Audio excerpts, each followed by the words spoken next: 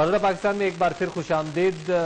آج جو موضوع زیر بحث ہے وہ ہے کہ مسلکی اختلافات کہیں دہشت گردی کا باعث تو نہیں بن رہے، اور ہمارے سوالات کا سلسلہ جاری ہے۔ جی میرے دوست ڈاکٹر صاحب، مسلمانوں کی آپس کی تفریق نے اسپین کی عظیم الشان سلطنت جو ہے اسے برباد کر دیا، وہاں نام و نشان بھی نہ رہا۔ یہاں بھی کم و بیش 800-850 سال ہو گیا ہمیں حکومت کرتے ہوئے کسی نہ کسی شکل میں، بھی زرداری صاحب کی صورت میں۔ تو کیا خیال ہے کہ یہ جو مطلب آپ کی بصیرت کیا فرماتی ہے کہ یہ جو اسپین میں ہوا، آپس کی تفریق انتہا کو پہنچ چکی یہاں بھی، تو یہاں آپ کیا دیکھتے ہیں کہ کیا ہوگا؟ پاکستان رہے گا نہیں رہے گا، کیسا رہے گا؟ آپس کی تفریق کیا مخصوص سیاسی نتائج بھی پیدا کرتی ہے؟ یہ میرا خیال ہے کہ بڑا اہم کوشچن ہے یہ۔ اس وقت صورتحال بدقسمتی سے یہ ہوئی ہے کہ ہم پر اللہ کی طرف سے جو ذمہ داری عائد ہوتی ہے، بجائے اس کے کہ ہم اس کو احسن طریقے سے نبھائیں، ہم ایک دوسرے سے لڑ رہے ہیں، ایک دوسرے کے اوپر الزام تراشی کر رہے ہیں، جس کے نتیجے میں ہماری اس کمزوری سے دشمن فائدہ اٹھا رہا ہے۔ اگر فرض کیجئے کہ ہم اس بیان بازی اور آپس میں اختلافات اور تفریق پہ قائم رہیں، میں نہیں سمجھتا کہ اسپین کی طرح خدا نہ خواستہ یہاں سے مسلمان ختم ہو جائیں گے، اور وہ قومیں جو زندہ ہوتی ہیں وہ اپنے ہاں ہونے والے حادثات سے سیکھتی ہیں۔ ہمیں اس وقت کی موجودہ صورتحال کو اللہ کی طرف سے ایک اشارہ سمجھنا چاہیے، اور اس حادثے سے سمجھ کر اپنے رویے کو ٹھیک کرنا چاہیے، اور ظاہر ہے کہ اس کے پروسیس میں یہ چیز لازماً شامل ہے کہ ہم یہ دیکھیں کہ ہم دین کو کیسے سمجھتے ہیں، کیسے سیکھتے ہیں، اس میں آخر یہ کیوں ہے کہ اتنی شدت پیدا ہوتی ہے۔ میں آپ سے ایک سوال پوچھتا ہوں آپ سب لوگوں سے کہ یہ کیسے ہوتا ہے کہ ہمارے ہاں جو شیعہ پیدا ہوتا ہے وہ شیعہ مرتا ہے، جو سنی پیدا ہوتا ہے وہ سنی مرتا ہے، جو بریلوی پیدا ہوتا ہے وہ بریلوی مرتا ہے، جو دیوبندی پیدا ہوتا ہے دیوبند۔ معلوم ہوتا ہے کہ غور و فکر ہی نہیں، معلوم ہوتا ہے کہ دین کے معاملے میں سوچنا، سمجھنا، غور کرنا، تحقیق کرنا، جستجو کرنا، ایک معاملے میں جو صحیح بات ہے اس کی تہہ تک پہنچنا، یہ چیز ہمارے یہاں مفقود ہو گئی۔ جذباتی انداز میں ہم باتوں کو سمجھتے ہیں، ایک ہی بات کو سنتے ہیں، اسی بات پر ہم اصرار کرتے ہیں، جس کے نتیجے میں صورتحال یہ ہے کہ لوگوں کے پاس موقع ہے کہ وہ ہم کو ایکسپلائٹ کریں۔ جی میرے دوست جی، میرا سوال ہے طاہر محمود شفیع صاحب سے۔ یہ جو حضرت علی حجویری کے مزار پر واقعہ ہوا ہے، یہ کس نے کیا ہے اور الزام لگائے دیوبندیات پر، اور یہ صاف صاف کہا گیا ہے کہ ان کے مراکز ہیں، یہ ریمن ان کا مرکز ہے، اور ان کی شاخیں ہیں جامعہ اشرفیہ اور جامعہ منظور اسلامیہ۔ یہ کس نے کہا؟ حکومت نے کہا یا کسی اور لوگوں یا قوم نے کہا ہے؟ میں پہلے تو گزارش کر دوں کہ اگر مجھے پتا ہو کہ حضرت علی حجویری کے مزار پر کس نے کیا ہے تو میں تو انہیں نہ چھوڑوں اگر حکمران چھوڑنا بھی چاہیں۔ اور مجھے ایک دوست نے پچھلے دنوں ایک جملہ کہا، مجھے بہت اچھا لگا۔ اس نے کہا کن چکروں میں پڑے ہو جنہوں نے حضرت علی رضی اللہ تعالی عنہ کو ممبر پہ بیٹھے ہوئے شہید کر دیا تھا، ان کے نام پہ علی حجویری کا نام ہے۔ اگر وہ سوچ تھی تو آج بھی اس سوچ کو دیکھو نا، اس تناظر میں ذرا جائیں جو انہوں نے حضرت علی کو شہید کر دیا، اگر انہوں نے یہاں کیا ہے تو وہ دوسری بات میں اس کی بالکل قطعاً تردید کرتا ہوں۔ جو لوگ پکڑے گئے قادیانیوں کی عبادت گاہوں پر حملے کے حوالے سے، انہوں نے یہ ضرور کہا کہ ہم رائے ونڈ گئے، لیکن انہوں نے یہ بھی کہا کہ ہمیں انہوں نے پکڑ کے وہاں سے 2 بار نکالا۔ اب 10-15 ہزار افراد رائے ونڈ میں ہوتے ہیں ایک وقت کے اندر، مجھے آپ بتائیں آپ 10-15 ہزار افراد کو بار بار کیسے چیک کر سکتے ہیں؟ پھر انہوں نے اپنی تفتیش میں خود کہا ہے کہ جی ہم کبھی چھپ جاتے تھے، کبھی اوپر چلے جاتے تھے، کبھی 2 مرتبہ رائے ونڈ والوں نے پکڑ کے نکالا۔ میرے بھائی یہ وہی رویہ ہے جس کی ہم بات کر رہے ہیں کہ چند افراد اپنی سوچ، اپنا رویہ، جن کی فالوئنگ نہیں ہے، بریلوی مکتبہ فکر کسی 1 یا 2 یا 4 فرد کا نام نہیں ہے۔ میں نے آپ کو بتایا مولانا شاہ احمد نورانی رحمہ اللہ، مولانا عبدالستار نیازی، ان کو صدر ملی یکجہتی کونسل کا حضرت مولانا ضیاء القاسمی کی تجویز میں بنایا گیا۔ دفاع افغانستان تو سارے دیوبندی تھے، دفاع افغانستان کونسل کے پہلے اجلاس کی صدارت مولانا شاہ احمد نورانی نے کی۔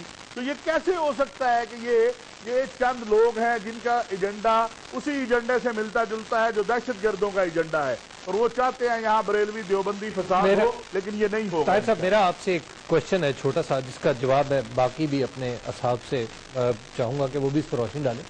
کیا آپ سمجھتے ہیں کہ مدرسے کے نصاب میں کچھ ایسی خوبی یا خامی ہے، کچھ ایسی خصوصیت ہے جس کی بنیاد پر صرف دیوبندی مدارس میں پڑھنے والے طلبہ ہی تشدد کی طرف راغب ہوتے ہیں؟ میں نے آپ کو گزارش ابتدا میں کی تھی کہ آپ دیکھیں اہل حدیث جو ہے وہ بھی جہاد میں شریک ہیں، کہ یہ افغانستان چونکہ وہاں پر جو جہاد شروع ہوا وہ دیوبندی تحریکوں نے شروع کیا، کیا ہمارا شیعہ نوجوان جو ہے وہ حسن نصر اللہ کی حمایت نہیں کرتا؟ اور آج آپ اگر اجازت دیں اسے، جہاں آج حسن نصر اللہ جو ہے وہ اعلان کرے اسرائیل کے خلاف جہاد کا عملی طور پر، اور وہ اس کے لیے افراد مانگے، تو کیا نوجوان جا کے اس کے ساتھ کھڑا نہیں ہوگا؟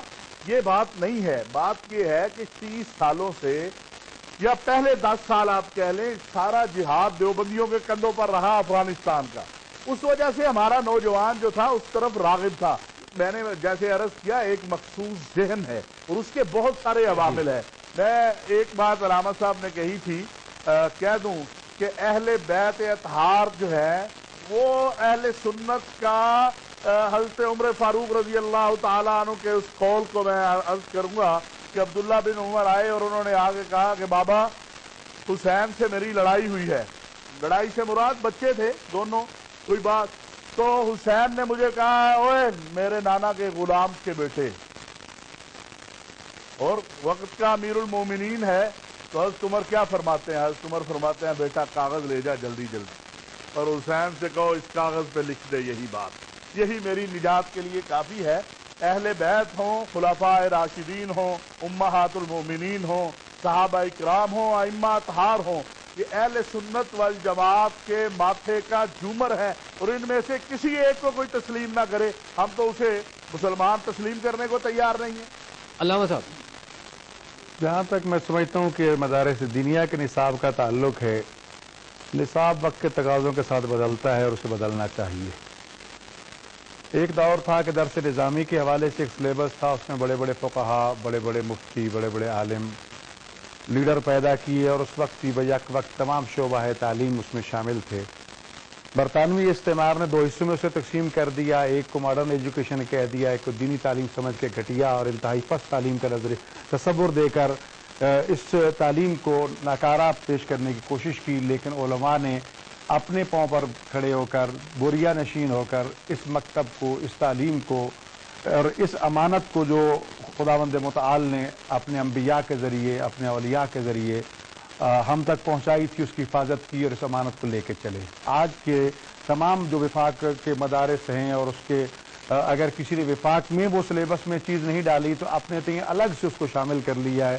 آج انہی مدارس میں کمپیوٹر پڑھایا جا رہا ہے، مختلف لینگویج پڑھائی جا رہی ہیں، جدید سائنس پڑھائی جا رہی ہے، تاکہ آج کا طالب علم جو ہے وہ اس عالمی تناظر میں اپنی سوچ رکھے، تاکہ اسے جب حالات کا مقابلہ کرنا ہے، اس قوم کی قیادت کرنی ہے، تو دنیا کو اس کے سامنے ہو، اس میں پیچھے نہیں رہ لو. لہذا سلیبس کی حد تک اس میں کمی نہیں ہے.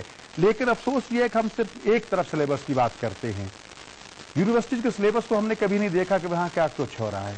کالجز پہ خربوں روپے کا بجٹ خرچ ہوتا ہے گورنمنٹ کی طرف سے، لیکن وہاں کے سلیبس کی کبھی بات نہیں ہوتی. تو اس سلیبس نے ہمیں کیا دیے ہیں؟ کتنے دانشور دیے ہیں، کتنے ماہرین تعلیم دیے ہیں، اور کتنی فرقہ واریت اور کتنی قتل و غارت دہشت گردی انہیں یونیورسٹیوں سے پروان چڑھ کے اس معاشرے کو تباہ و بربادی کی طرف لے کے جاتی ہے. افسوس یہ ہے کہ ایک مکتب فکر کو نشانہ بنایا گیا ہے. اگر آپ کو کلاشنکوفیں ملتی تھیں تو پہلے یونیورسٹیوں کے حوصلوں سے ملتی تھیں، کالجوں کے حوصلوں سے ملتی تھیں، اور انہی اسٹوڈنٹس کو مختلف تنظیموں کے حوالے سے استعمال کیا جاتا تھا. آج اس کا رخ دینی مدارس پر موڑا گیا ہے. لیکن دینی مدارس کا معاملہ جو ہے، میں سمجھتا ہوں یہ حقیقت ہے، ابھی اشرفی صاحب بھی کہہ رہے تھے، اس سے انکار نہیں ہے کہ کچھ مدارس ایسے ہیں کہ جو اس میں انوالو رہے، شاید آج بھی ہوں، لیکن کسی شاذ کو کل پہ حافظ نہیں کیا جا سکتا. کسی ایک کی غلطی کو پورے مکتب کو یا پورے نظریے کو یا پورے ایک جو گروہ ہے اس کو بدنام نہیں کیا جا سکتا. لیکن سوال اس وقت یہ ہے کہ یہ بات نہیں ہے کہ سلیبس ایسا کچھ کر رہا ہے. ہاں، جہاد کی جو تفسیر قرآن و سنت دیتی ہے اس کو اگر ہم صحیح معنوں میں پیش کریں تو اس میں بہت سی رکاوٹیں بھی پیدا ہوتی ہیں. اور ابھی بات ہو رہی تھی جہاد کے حوالے سے کہ جہاد کس کو کرنا چاہیے، کہ ہر فرد کو اختیار ہے، واجب ہر ایک پر ہے، لیکن اس میں نظم و ضبط اولین شرط ہے. بات وہی ہے کہ کچھ لوگ ایسے کہ جو ان چیزوں کو اپنے مقاصد کے لیے استعمال کرتے ہیں، اور میں سمجھتا ہوں کہ ان کا تعلق مدارس سے باہر ہے. آپ کو باہر سے ملیں گے جو اس وقت ٹریننگ سینٹر بن چکے، ابھی افغانستان کی بات کر رہے ہیں، وزیرستان میں ہیں، کہیں اور ہیں، ان میں ٹریننگ دینے والے کچھ وہ افراد ہیں جو اس وقت مدارس سے موجود نہیں ہیں، ان کی وابستگیاں کہیں اور ہیں، اور وہ یہ ترجیحات پیش کر کے ان نوجوانوں کو ٹرین کر رہے ہیں جو آج اس کا غلط مفہوم سمجھ کے اس قوم کو اس مصیبت سے دوچار کیے ہوئے ہیں. ڈاکٹر صاحب، آپ کیا کہیں گے؟ مدارس میں ڈیفینیٹلی اصلاحات کی ضرورت کی طرف تو زور دیا جاتا رہا ہے. وہ ٹھیک بات ہے کہ ہم اس کو بے شک نہ مانیں, اسٹیٹ آف ڈینائل میں رہیں. دیکھیں, دارالعلوم دیوبند کی ویب سائٹ کو اگر آپ کھولیں تو ابتدا ہی میں ایک بہت عمدہ آرٹیکل ہے جس میں کہ جو دینی ادارے مختلف نصاب آفر کرتے رہے ہیں اس میں تدریج سے جو تبدیلیاں ہوئی ہیں اور ان تبدیلیوں کے بعد اب جس طرح سے یہ نصاب یہاں موجود ہے ہمارے مدارس میں, اس کی ایک تاریخ بیان کی گئی ہے جس کو پڑھ کر یہ معلوم ہوتا ہے کہ ہمارے ہاں مدارس کے جو نصاب ہیں ان میں ہمیشہ تبدیلی کی گئی ہے اور اس کو کبھی بھی برا نہیں سمجھا گیا. اب آ کے کچھ ایسا تصور کچھ قائم ہوا ہے کہ گویا کہ یہ وہ چیز ہے کہ جس کو بدلا نہیں جا سکتا. یقیناً بدلا جا سکتا ہے, بدلنا چاہیے, لیکن اس میں ایک اور جو میں سمجھتا ہوں کہ تبدیلی کی بہت ضرورت ہے. دیکھیں, یہ بڑی عجیب بات ہے کہ آپ تعلیمی ادارے میں جاتے ہیں اور آپ ابھی طالب علم ہیں, ابھی آپ نے قدم بھی نہیں رکھا اور آپ نے یہ طے کر لیا کہ میں دیوبندی ہوں, میں بریلوی ہوں, میں اہل حدیث ہوں, میں شیعہ ہوں. او بھائی, آپ اللہ کے دین کو سیکھنے جا رہے ہیں, اس میں قرآن پڑھیں گے, آپ حدیث پڑھیں گے, علماء کے اقوال پڑھیں گے, رائے قائم کریں گے, پھر آپ دیانتداری سے سنجیدگی سے ایک فیصلہ کریں گے. آپ یہ پہلے سے کیسے فیصلہ کر رہے ہیں؟ ایک اور بات جو بڑی امپورٹنٹ چیز ہے وہ یہ ہے کہ ہمارے تمام اکابرین اس بات کو مانتے چلے آئے ہیں. نبی صلی اللہ علیہ وسلم نے اپنی احادیث میں اس کو اتنا ایمفسائز کیا ہے, قرآن مجید اس پر اتنا واضح ہے کہ آپ اپنے حکمران کو چاہے پسند کریں نہ کریں, آپ نے اس کو ماننا ہے جب تک کہ وہ آپ کو کفر بوا کا حکم نہیں دیتا یا کوئی غلط کام کرنے کو نہیں کہتا. ہمارے یہاں معلوم ہوتا ہے کہ لوگ فتوے دے رہے ہیں کہ جہاد ہونا ہے.